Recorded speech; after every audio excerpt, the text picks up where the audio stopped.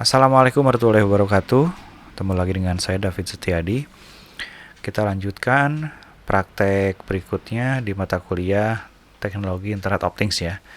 Nah, praktek kali ini kita akan menggunakan database Firebase ya. Ini layanan database dari Google yang akan kita gunakan. Firebase ini kan banyak ya fiturnya. Nah, yang akan kita gunakan kali ini adalah real-time database-nya. Jadi, database ini akan diakses oleh berbeda sisi ya. Misalkan skemanya seperti ini. Jadi ada dua buah WMOS device yang masing-masing memiliki shield ya. Misalkan di sini di sisi WMOS yang satu itu ada sensor suhu. Kemudian di WMOS yang lainnya ada tombol. Nanti fungsinya apa? Nanti kita akan mematikan perangkat yang ada di sisi kiri dengan perangkat yang ada di sisi kanan. Misalkan di sini kita hubungkan dengan relay atau dengan lampu atau dengan apapun lah, bebas. Jadi misalkan ini mendeteksi suhunya terdeteksi, kemudian sama WMOS dikirim ke Firebase. Nah, nanti misalkan di handphone kita atau di apapun lah, bebas, kita akses. Oh, ternyata suhunya tinggi kita matikan atau kita hidupkan apa gitu. Misalkan kalau untuk apa ya, implementasinya misalkan di kandang nih, di kandang ayam, peternakan ayam ya. Misalkan kalau suhunya terlalu tinggi, kita hidupkan kipas angin atau pendingin ruangan. Kalau misalkan suhunya sudah normal kembali, matikan. Bisa otomatis dari sini atau manual, kita gunakan tombol analog ini dari si WMOS yang satunya lagi. Jadi istilahnya ini sebagai remote lah ya. Remote cuman melalui internet. Oke, itu skemanya. Sekarang kita langsung, yang pertama adalah kita akan membuat dulu database real time-nya Firebase. Oke, yang pertama kita akan menyeting dulu dari sisi server Firebase-nya atau server database-nya ya. Nah, di sini saya terangkan dulu sedikit tentang Firebase. Firebase itu kan layanan database dari Google, gratis ya. Tapi ada yang berbayar juga. Jadi untuk penggunaan yang tidak terlalu banyak, ini dibatasi ya. Yang kalau yang free itu dibatasi, tapi saya rasa untuk perangkat IoT seperti ini tidak akan melebihi batas mungkin ya untuk praktek ini. Jadi kita cukup menggunakan yang free saja. Nah, ini tampilan yang pertama, kita masuk ke firebase.google.com. Anda harus login menggunakan email Gmail ya. Kalau saya sudah. Ini kalau sudah login, kemudian kita tinggal buka konsol. Nah, kita masuk seperti ini. Ini beberapa project yang sudah saya buat sebelumnya. Jadi yang bagi yang belum, mungkin di sini masih kosong. Nah, yang pertama harus kita lakukan adalah add project. Kita buat projectnya misalkan WMOS Firebase misal ya. Oke. Kalau sudah, misalkan ini kita custom aja nih. Firebase 2 saja. Oke, kemudian kita continue. Ini lanjut lagi. Akunnya yang mana? Ini akun punya saya ya. Kita create.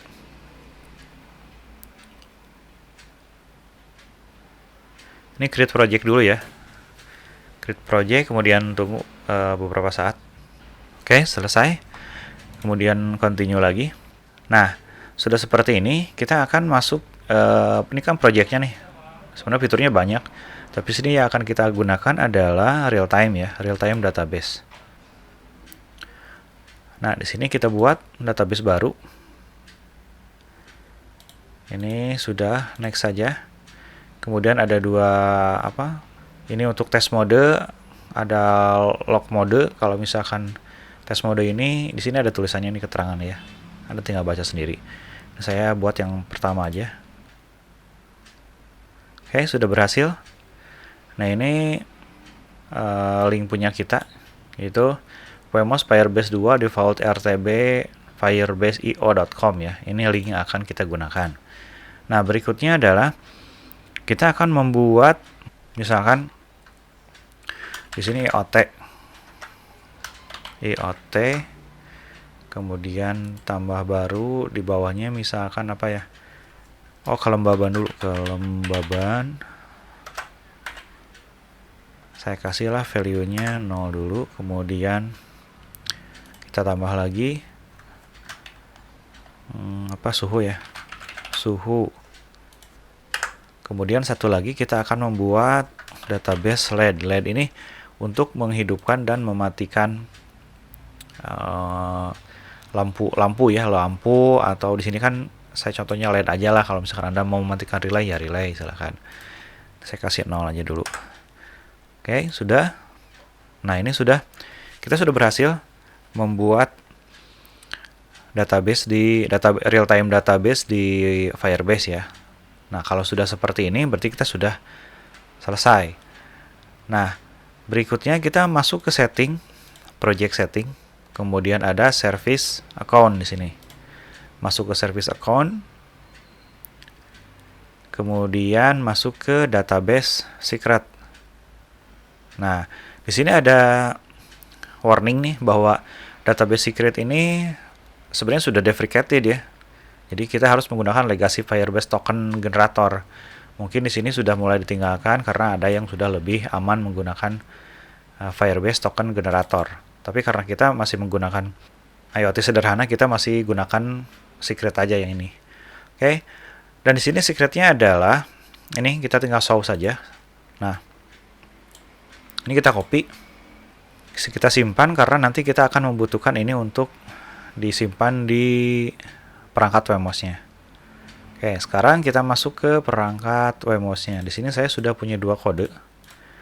Kode yang pertama di sini untuk mendeteksi suhu dan mengirimnya ke Firebase. Kode yang kedua ini hanya button saja.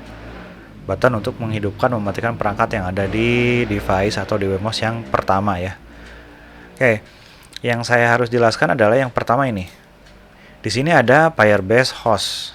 Firebase host ini diisi oleh yang ada di sini. Nah,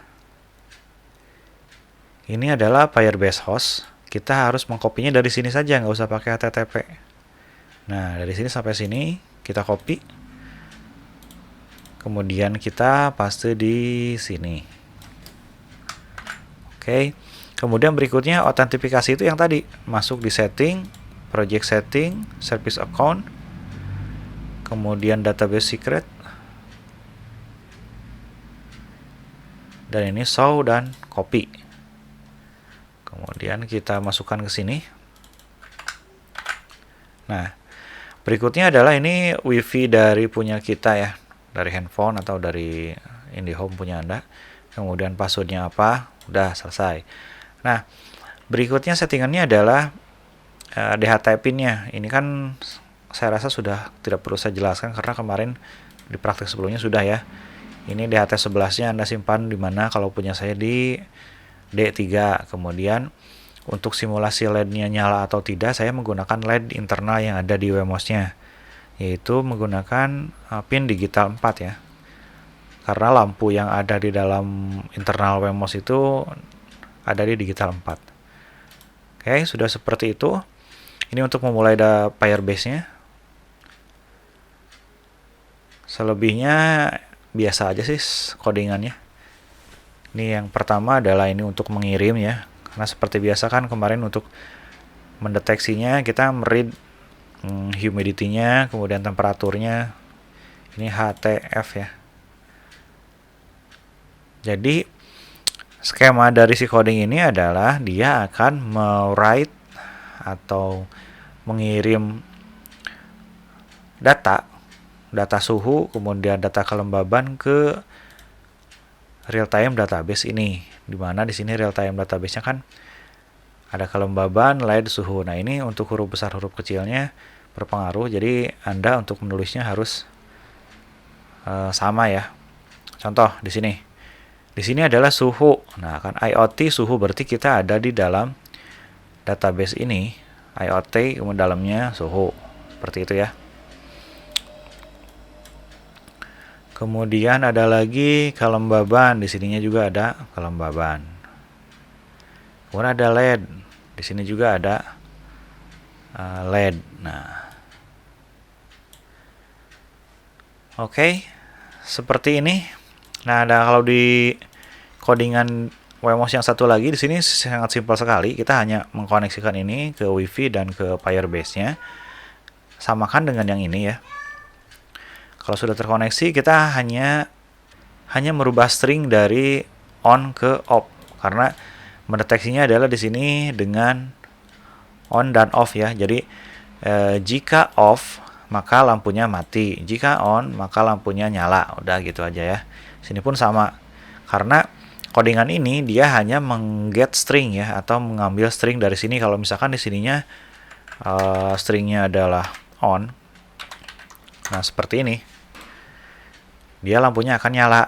Jadi jika di sini kalau kita manual seperti ini pun bisa kan ya, sama aja. Ini cuman read write dari sini saja. Oke, kalau sudah, kita coba program si Wemos-nya. Ini masuk ke Wemos yang pertama yang ada DHT11-nya, yang ini Wemos yang kedua yang ada tombol button-nya.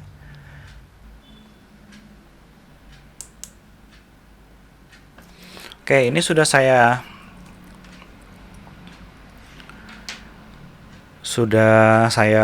flashkan ke sini ya programnya tadi yang DHT11 yang ke sini. Sekarang kita lihat, ini saya pegang nih. Nah, dia berubah. Kalau warna kuning berarti itu ada perubahan data. Kita pegang. Nah, kelembabannya naik. Kemudian suhunya harusnya naik. Nah, naik kan? Naik ke 29. Naik terus. Nah, ini yang disebut dengan real time database. Jadi, dia akan write terus ke sana, ke si Firebase. Oke, dengan ini kondisinya adalah LED-nya off. Nah, sekarang di sisi lain, ini saya pakai powernya dari power bank, jadi tidak terkoneksi ya. Di sisi lain, saya membuat button nih.